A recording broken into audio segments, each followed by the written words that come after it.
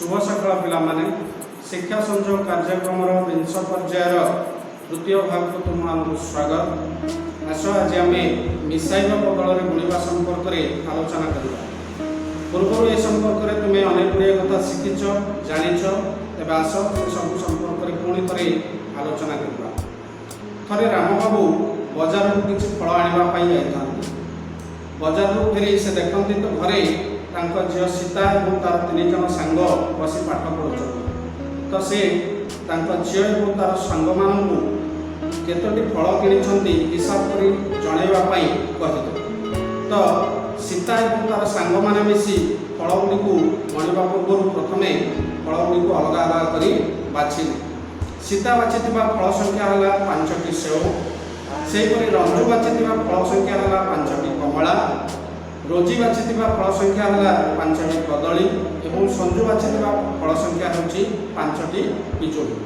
तेबे सेमाने मोट फल संख्या हिसाब करने पूर्व प्रथम केतोटी फल किए आनी खातार लिखिनेले तापर सीता कहला आस आम आउ एक अन्य उपाय मोट फल संख्या निरूपण करवा। तो प्रथम सीता 5टी काठी आनी लंब भाव में पकाइला जपरी चित्र दर्शा जाइए पिला तुम देख किभली भाव में काठी साहाय्य मोट फल संख्या निरूपण कर सीता बाछी 5टी सेव गोटे काठी आनी से 5टी काठी उपर पकाइला एवं बिंदु संख्या गणी पार्श्व लिखिला 5टी ताने 5 को थे जोग कले तार जोगफल 5 अर्थात 5 को 1 गुणिले 5 तापर रंजू बाछी 5टी कमला से पुणी आउ गोटे काठी आनी मोट बिंदु संख्या गणिला तो 5 को 2 थर जोग कले 5 + 5 = 10 ठीक से 5 को 2 रे गुणिले 10 हुए। तापर रोजी बाछी 5टी कदली से गोटे काठी आनी 5टी काठी ऊपर पकाइला एवं मोट बिंदु संख्या गणिला। एथर मोट बिंदु संख्या होची 5 + 5 + 5 = 15 अर्थात 5 को 3 थर जोग करिले जोगफल 15 हो। ठीक से 5 को 3 रे गुणिले गुणफल 15 हम। तापर संजू बाछी फल 5टी पिजुली से गोटे काठी आनी से काठी उपर समांतर भाव में पकई मोट बिंदु संख्या गणिला।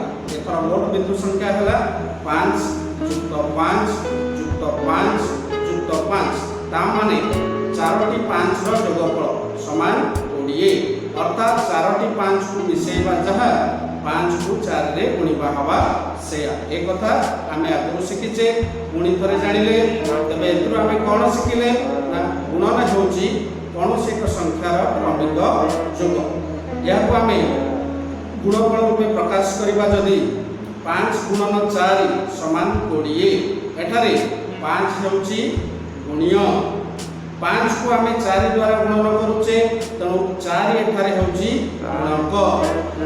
तापर 5 और 4 गुणन करने द्वारा आम जो फल पाइले 5 × 4 = 20 तेणु 20 होची गुणफल। तेणु गोटे गुणन प्रक्रिया गुणिय को गुणक द्वारा गुणन कले आम गुणफल पाइपर।